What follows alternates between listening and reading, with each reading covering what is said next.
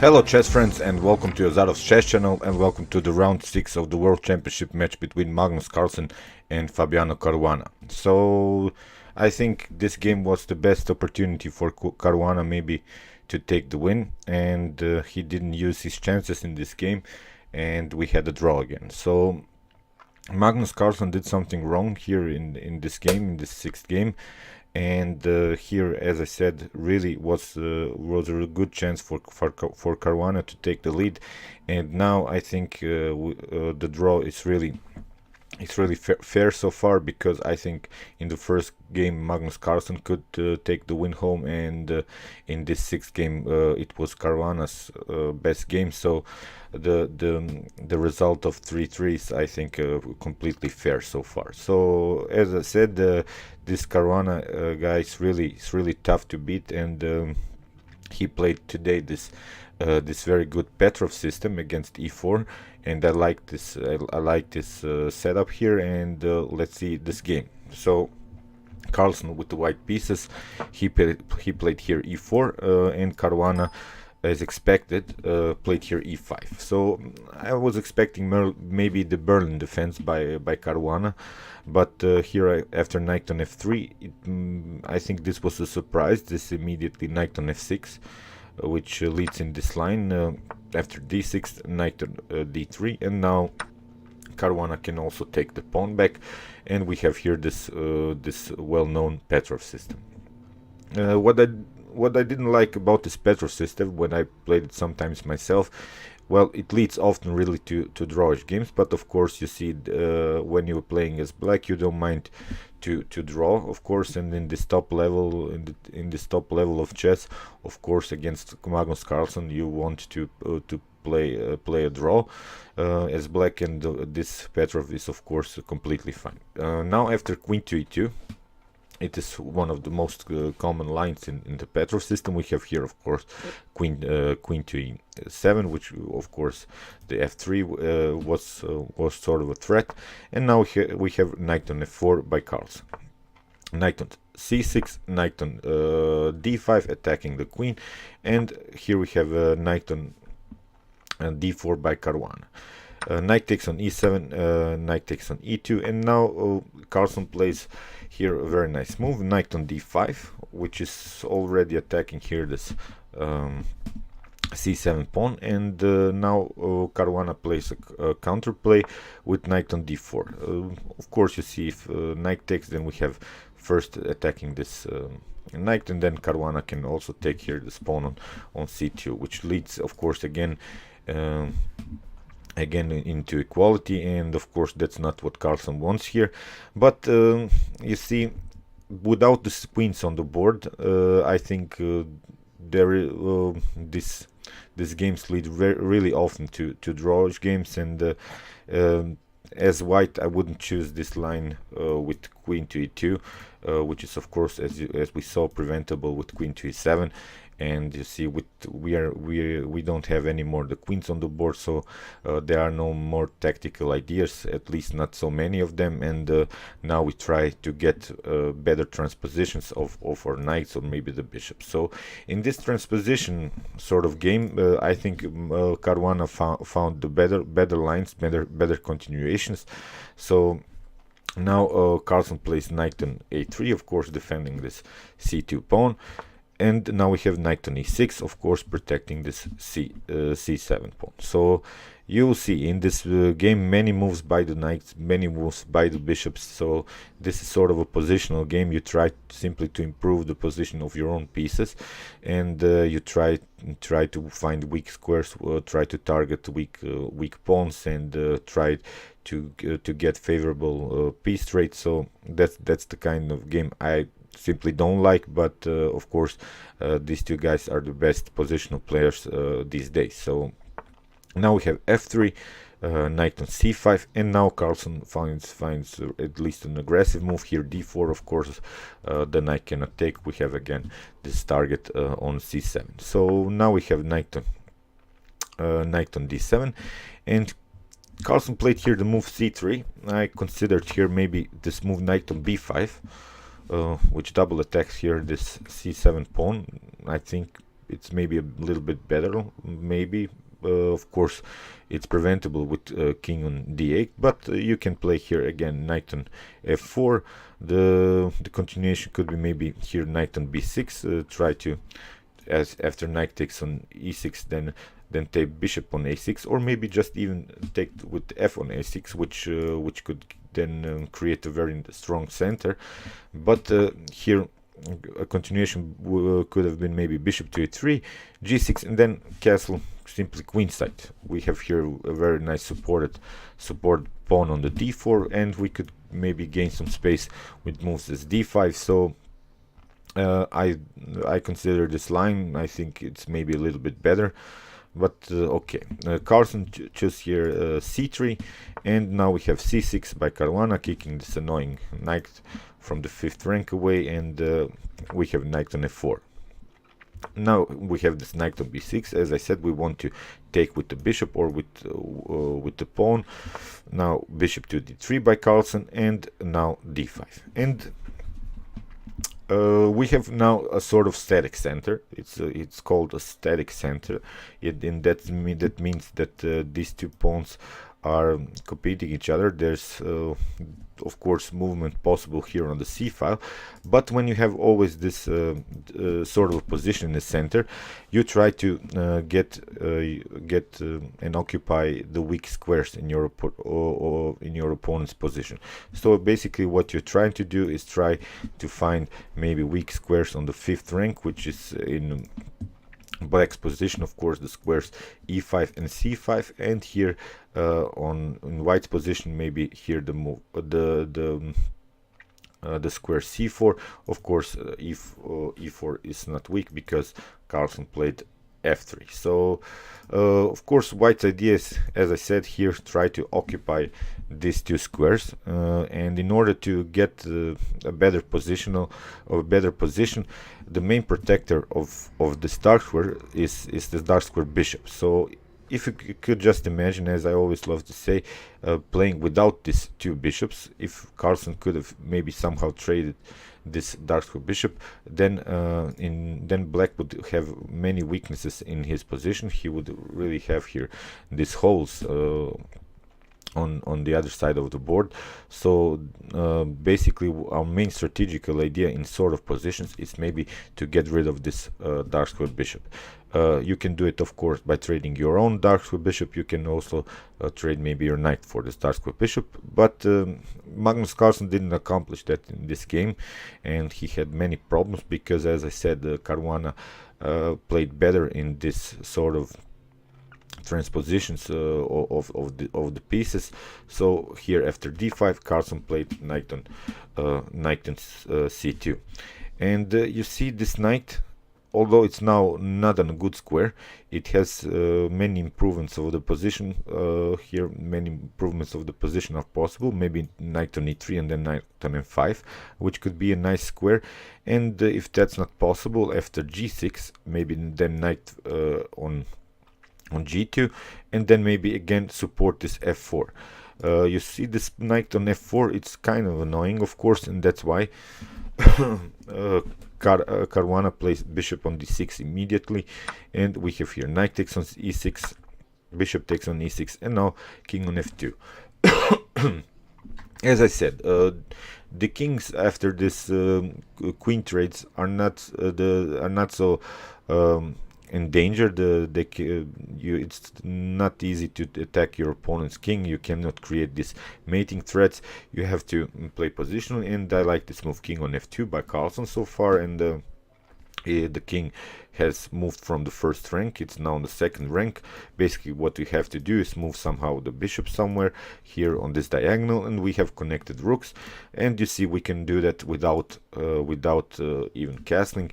The king is more towards the center, so it meets with this middle game. But if this game transposes into an endgame, of course we want to have our king more central, and this king on f2 is perfectly fine. So we have here now h5 by Caruana, and now we have h4. You see the threat was of course to play h4 and then maybe bishop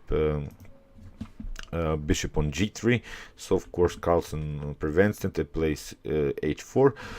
If in one continuation maybe knight on c4 comes in this previous position, we can maybe take the knight and then simply take this knight on on c4. It's really not a problem. This would create double pawns, and again we would then have the simple idea to trade this dark square bishops and continue the game with this maybe weak c4 pawn, and after b5 maybe this c6. As I said, this is the main idea for white, to get rid of this dark square bishop, which could create maybe more weaknesses on the dark squares here in this position. So it's an easy plan. At least you have the idea to do that, but it's not so easy to accomplish that. We have here now knight on e6, as said, after king on f2, now h4, and now Caruana really finds a nice transposition of his own knight, because now you see the threat by Carlsen is again, you see again a transposition, again an improvement of the position of your pieces. Knight on e3, and of course we want to jump in of this very nice square f5, and you don't want to move so many your pawns, because g6 again creates more weaknesses on dark squares. So in order to prevent knight on f5, Caruana plays here knight on e7, and it's now really preventing this f5. Very nice defensive play by Caruana, but here Carlsen played g3, and as I said, in this continuation Caruana will play more active with his pieces, and that was the main problem for Carlsen. We have here now immediately c5. You see d takes c5, although it leaves black with this isolated pawn, and it could be a weakness, but not in this position, because after bishop takes on c5 we have this immediately idea to play d4, and you see this bishop is aiming also the king, and this is not this position in which you're having a weak isolated pawn.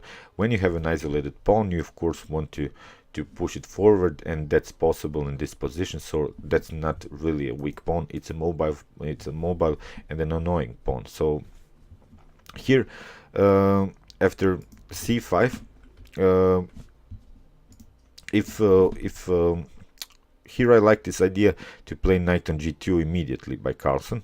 So if we would have maybe a continuation here, c takes d, c takes d, and maybe knight on c6, then I like this idea, bishop on b5 maybe, and then after a6 taking simply out this knight on c6, b takes c6, and then play simply on this simple idea to get rid of this dark square bishop. So if of course this bishop takes, we can go then take with the knight, go here on after that on d3, and then occupy this weak square here on c5. So I simply like more this line. Maybe after bishop on e7 we can simply play on this target, on this weak c6 pawn, and maybe rook on c8, maybe doubling up the rook somehow, but at least you created some kind of weaknesses here, and that's a position that I more like maybe for white.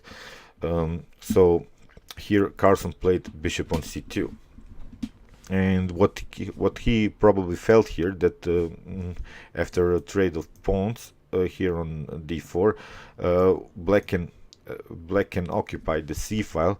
He is faster with his rook here on the c file, so he can maybe try to play the move bishop to b3 and prevent here the rook to play on c2 himself. So now Caruana castled, he connected these rooks, and here Carlsen played rook on d1, simply giving more protection on this d4. We have rook on d8, which is again sort of a challenge here on the d file. If the d file somehow opens, then of course you want to have your own rook also on this file. You don't want to allow your opponent to take some open files. Again, you see this d takes on c5 idea is not good. It's again creating an isolated pawn, but it's really not a weak pawn. I hope you realize that in this position. Now we have this idea again, knight on g2, but again with the idea to play bishop to f4, but I think that now Carlsen lost a couple of tempos. Now he plays on the same idea, but he could have done it before, of course, with this, as I said, with this knight on c6 and bishop on b5 idea. So now it's kind of late, and we have here trade on d4 of the pawns, and you see now Caruana simply occupies the c file, the semi-open c file, and it's really now annoying to play as white.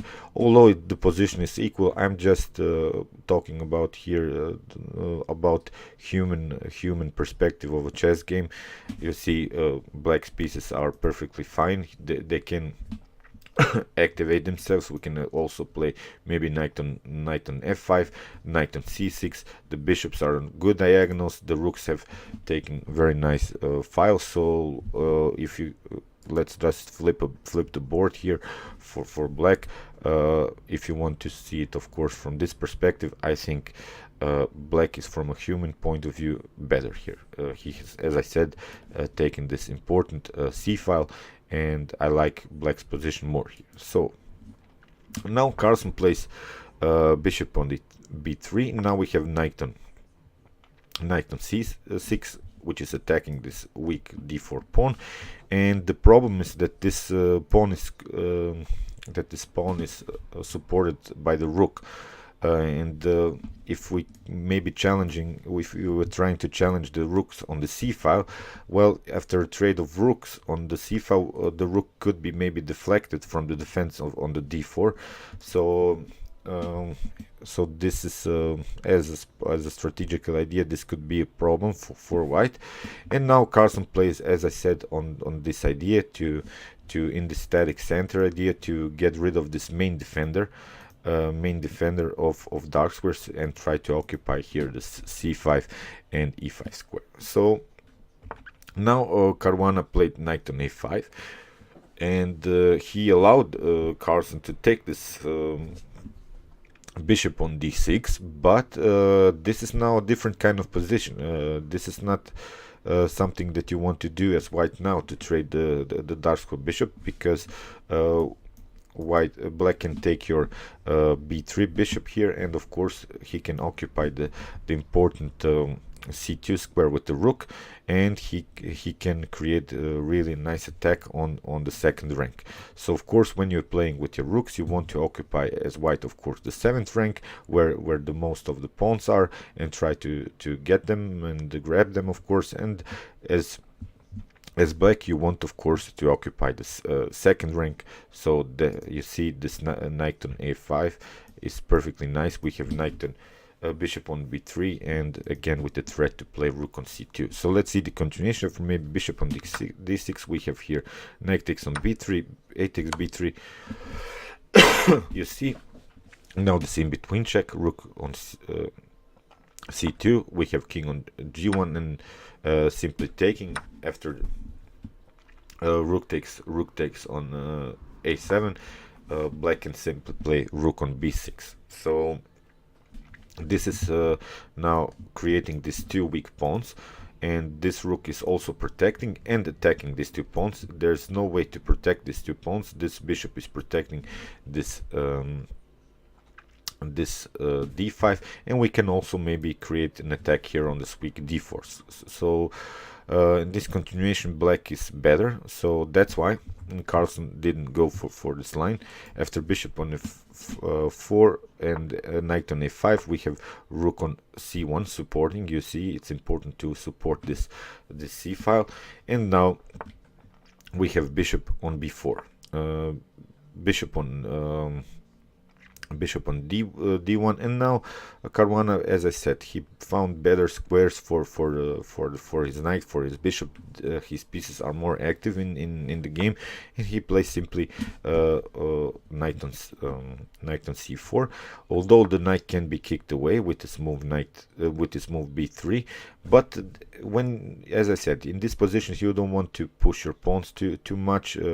Every pawn move creates more and more weaknesses in your position. So now we have knight on a3 by Caruana, rook on c8, rook takes on c8, and you see again we have problems with this d4 pawn. So now we have rook on c1. Again, Carlsen is trying to simplify the position to trade the rooks, and now we have knight on b5 by Caruana. After trade of rooks, now knight on e3. Both players now have this weak d pawns. Of course, they are objects of their attack. So here Caruana plays knight on c3 and Carlsen bishop on c2. Of course, if Caruana takes now this pawn on a2, Carlsen can take also this d5 pawn. And if the problem is you want here maybe the player who takes this pawn would then create a pass pawn, and the pass pawn can be really annoying in such positions, and this pass pawn could be a problem if you lose maybe your d4 or d5 pawn. So here Caruana played bishop on a3, again a very good reposition of the piece. He can go then after bishop on b2 and simply targeting here this d4 pawn. So we have bishop on b8 by Carlsen, of course a6, now f4, bishop on d7, and now Carlsen plays f5. He wants maybe here to create f6 more weaknesses with g6, and of course he is simply targeting this h5 pawn. But in our evaluation of the position, it's not so important here, as I said, to take maybe this sided pawn here on h5. It's more important to take the central pawns and create really a pass pawn. This pawn, although it will be taken after a couple of moves, you see with this 3-on-2 situation here, Carlsen cannot do anything because black has here this king, which is also protecting the position on the king side. So it's really not so dangerous here to lose this h5 pawn. As I said, it's more important to take one of these two pawns. So bishop on c6. We have here now by Carlsen bishop on d1. Of course, well, you could have taken maybe this bishop, but it's really not so good because we have now a very nice active knight. We don't want it to trade it for this weak bishop here. So here Caruana plays more actively, very fine, bishop on b2, and here Carlsen took, and we have here now knight on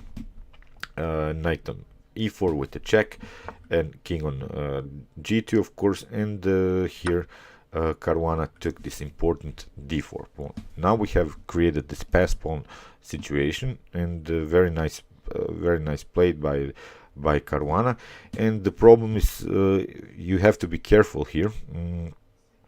After bishop on f4, and here Caruana played, of course, bishop on c5. He wants to create this d4 ideas with this discovered attack on the king. That's the problem, because if you do something else, maybe knight on c2, or you place anything else, you get this d4 immediately. And if you now put your bishop on f3, you get immediately d3. You see how annoying this pass pawn can be. It simply goes forward and forward. Maybe after knight on e3 we could simply trade off here, and this would be a losing game for white, because of course in the continuation this would be a deadly pass pawn. You could maybe here take here, but first you get this check, and here again this is of course a winning game for black. So Here we have, instead of maybe move by the knight, Carlsen has to play the move bishop on f3, and we have here again this discovered attack on the king and sort of a pinned position. It's now a complex middle game position, and here Caruana plays again a very nice move, knight on d2, attacking this bishop and with preparations to play d4. And here Carlsen finds this line in which he gives up his piece for 3 pawns. He played bishop on d5, and here we have, of course, bishop on e3 by Caruana. Bishop takes on c6, bishop takes on f4, bishop takes on b2, b7, pardon me, and bishop on d6, and bishop on a6.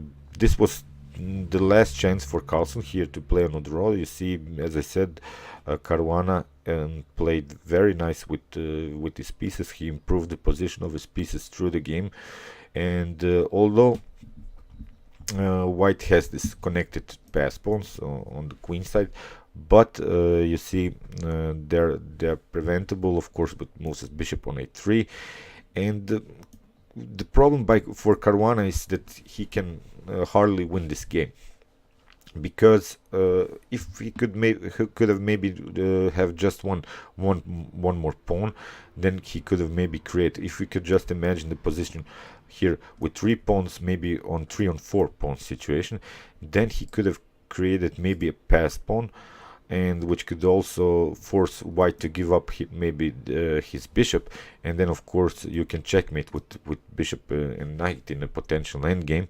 These 2 pawns are weak anyway. They will be taken after a couple of moves, so they're not the problem of this position. The problem is that we have here a position on 2 on 3 here on this king side.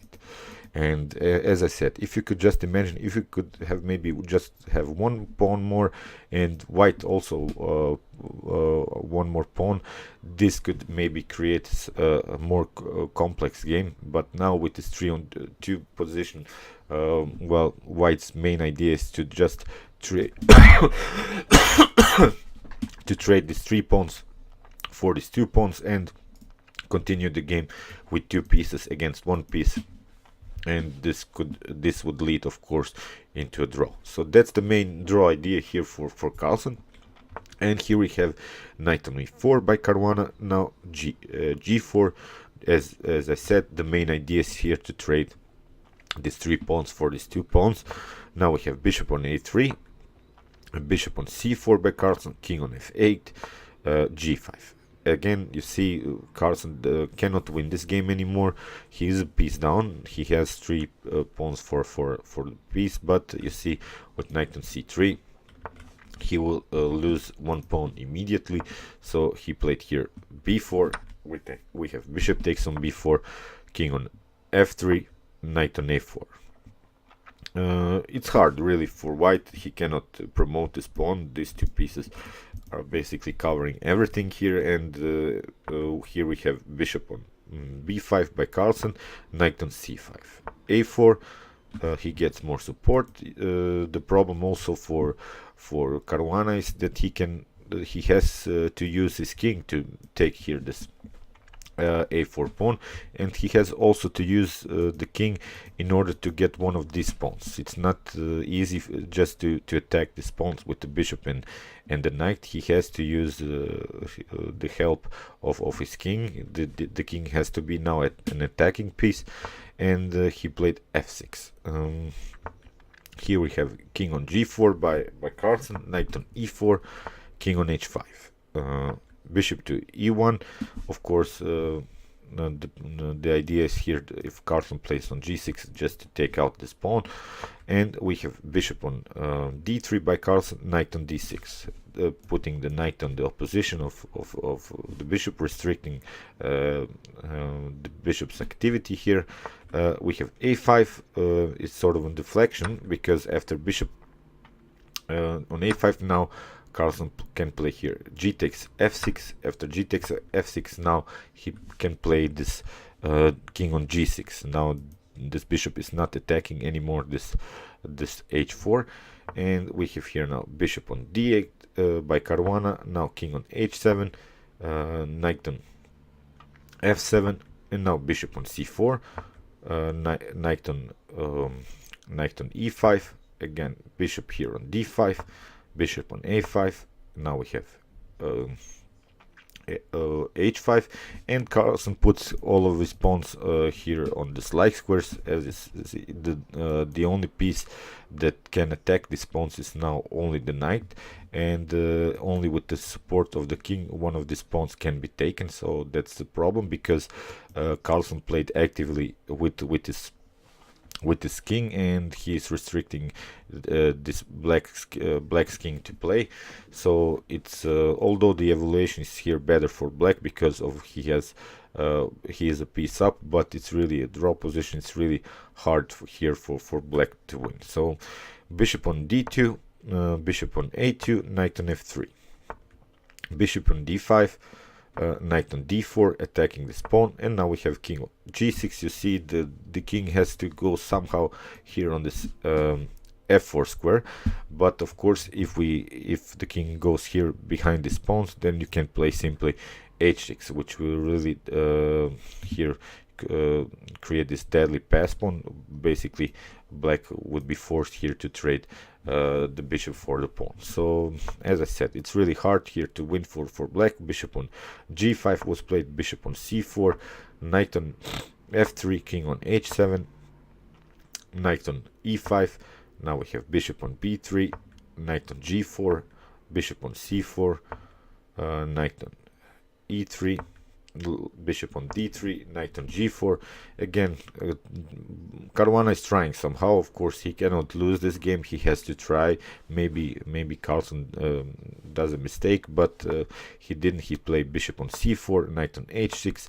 Again we have this king on g6 idea, king on e7. Now Caruana tries to go with his king. Of course now he put here this knight on h6 in order to prevent this h6 move. So of course he's trying now with the king to go behind, or here on this e5 square. So we have here now bishop on b3, king on d6, bishop on c2, king on e5, bishop on d3, king on f4, bishop on c2, knight on g4, bishop on b3, knight on e3, and now Carlsen plays simply here h6, bishop takes on h6, and this is the position in which both of the players agree to draw, because after here we have again the bishop can always meet this pawn and sacrifice it, and of course you cannot checkmate just with the knight.